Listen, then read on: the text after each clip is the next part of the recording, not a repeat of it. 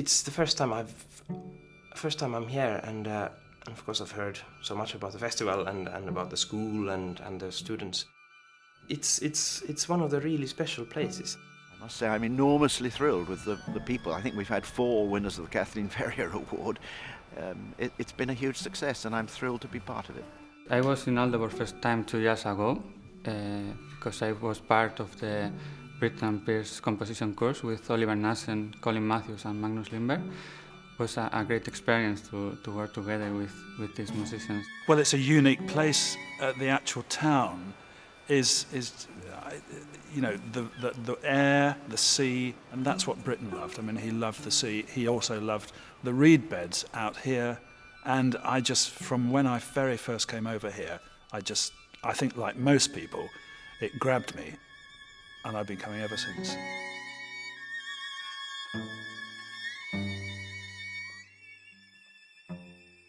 In 1972, Benjamin Britten and Peter-Pears organised a study weekend for young professional singers as an extension of their festival at Aldeburgh on the east coast of England.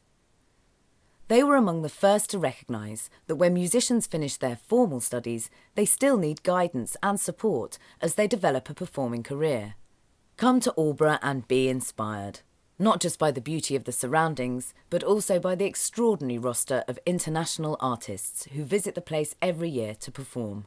From the very outset, he was concerned about young musicians, but not, I think, just young musicians because of that, but more about opportunity. I think he wanted passionately for everybody to have an opportunity to have something that was so desperately important to him. And for my part, I'm absolutely thrilled that we have been able to give an opportunity to singers, instrumentalists, anybody who comes to this marvellous place, to get a training from people of stellar international reputations, and then themselves get a performance experience which would be almost impossible elsewhere, I believe.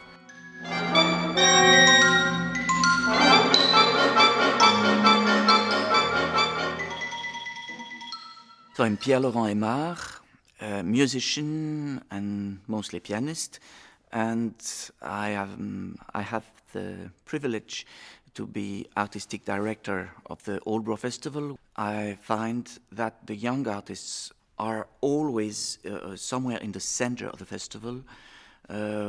Everybody meets everybody all the time. Everybody can hear a part of a rehearsal, can observe or enjoy how the others live music or live in music. And I think this gives life and breath to the festival.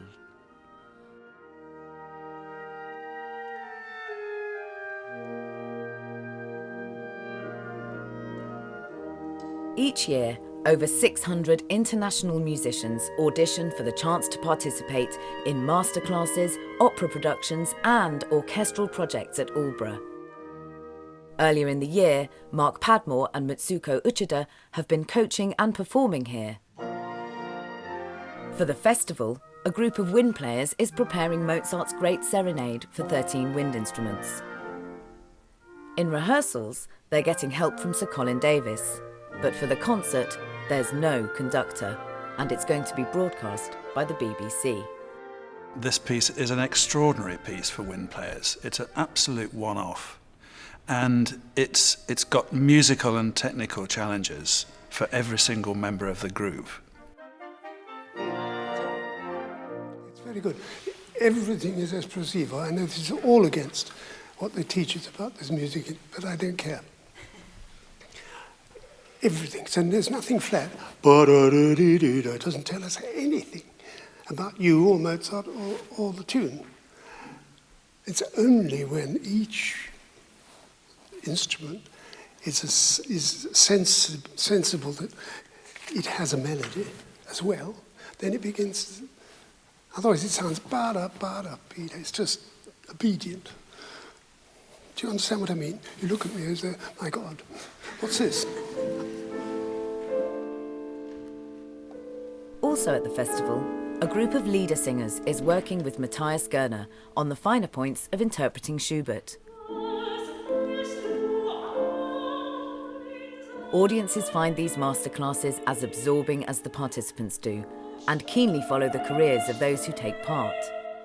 Singers like Sarah Connolly, Ian Bostridge, Gerald Finley and Simon Keenlyside have all been on the receiving end and now return regularly to Aldeburgh to pass their experience on to the next generation.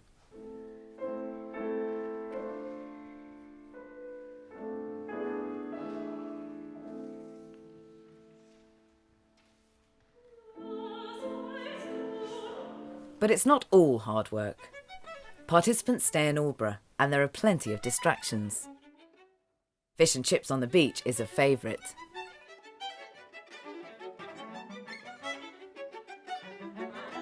Unwinding after concerts in the Cross Keys pub is a must. Work hard, play hard seems to be the rule. And there's also the chance to see where Britten himself lived and wrote. We're looking at Britten's score of the first quartet, and it is unbelievably exciting to see his handwriting and the fact, for me, it's written in pencil and things are scrubbed out and there are extra bars and it totally changes the way you feel about certain passages. I find it fascinating to see his handwriting because we get these printed scores, and to actually see it as like a brushstroke on a painting or something, it's sort of quite moving to see the energy that's gone into it and how beautiful it is. And yeah, it's like a really lovely autograph. You know, his personality is in it more. It's beautiful. It's not just exceptional young performers who get the chance of a showcase at the Aldeburgh Festival. Young composers who have participated in residential workshops with the likes of Oliver Nussen, Colin Matthews and Magnus Lindberg may also find themselves commissioned. My name is Francisco Coll. I have been commissioned to the Barbirolli String Quartet and Dimitri Carrier to write a piece for string quartet and clarinet to the Aldeburgh Festival. To me, it has been a great experience to work together with the musicians and to have in mind from the beginning the string quartet and the players that I will have in the premiere, because it's a very nice collaboration. My name is Pekka Kuusisto. I'm a fiddle player, and I've spent the last week working with the young players of the Britten-Pears Orchestra, and it's been great. Well, one thing that is very special for me about this is that the playing is of a very high standard, but the rehearsal schedule is wonderful. I mean, if we would be doing this concert with say for example, a professional orchestra in London, I think we would rehearse 3 hours and that's it. I don't think this kind of performance is why the music exists in the first place. It's unbelievably much more rewarding than kind of just slapping something together and performing it. Now we're really making music, and I think that's extremely important for the art form. Aldeburgh invests a great deal in its development programme for international young artists. It's a vital part of the Britten legacy and our contribution to the future. Participants don't have to pay for the cost of their teaching, and a generous travel bursary scheme ensures that no one is denied the chance of coming on financial grounds. In return, we demand a lot from them, and they deliver. The concert with the Britten-Pears Orchestra is the one that really feels like now we're kind of making we're doing something that really has like a lasting impact on many people's lives.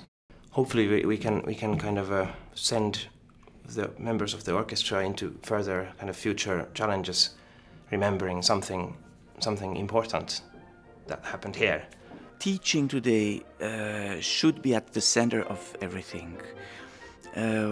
When the heritage for our so-called classical music is so much in question, when the artistic education became so miserable, when our politicians have so few idea about what art means, each of us has to make as much as possible to share the heritage that we have got.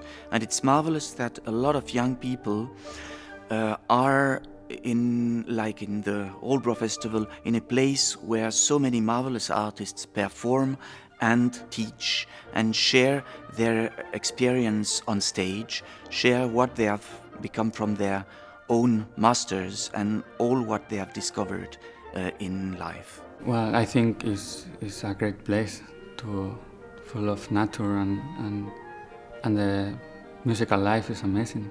People just, it's hard to put it into words, but people cannot survive. People cannot survive by watching Big Brother. We need these experiences about stuff that cannot be spoken about. We need these things that will keep people's imaginations going, and a society that only provides people with the kind of sort of entertainment that doesn't contain any challenge to the viewer or to the experiencing person.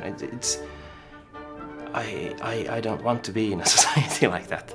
So I think the stuff that's happening here, I hope it radiates into the rest of the UK and rest of Europe as much as possible. Well, I hope very much that people of real talent will come here knowing that they can make their enormous talents even better, because this is a place of inspiration. That the combination of the quality of the teaching, the quality of the experience, the sharing with other people, and the sense of place, the genius of place that exists here is wonderful. I hope it goes on and more wonderful people come here.